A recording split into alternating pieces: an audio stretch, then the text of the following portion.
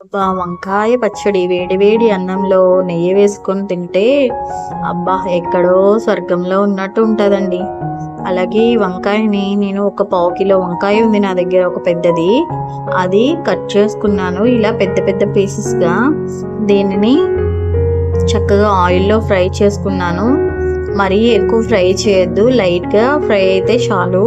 ఇందులో ఒక 3 స్పూన్స్ కారం వేసుకున్నాను. అలాగే నేను ఆహ్, చింతపండు పేస్ట్‌ని చేసుకొని నేనెప్పుడూ స్టోర్ చేసుకుంటాను. ఆ పేస్ట్‌ని ఒక 2 స్పూన్స్ వేసుకున్నాను.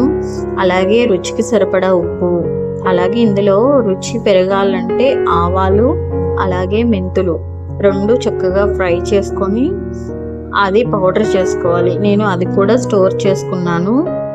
అది కూడా ఒక 2 స్పూన్స్ వేసుకుంటున్నాను. చక్కగా మంచిగా కలుపుకొని, దీన్ని చక్కగా తాలింపు వేసుకొని, ఆ తాలింపు కూడా చల్లారిన తర్వాత లైట్‌గా గోరువెచ్చగా ఉన్నప్పుడు ఇందులో కలుపుకోవాలి.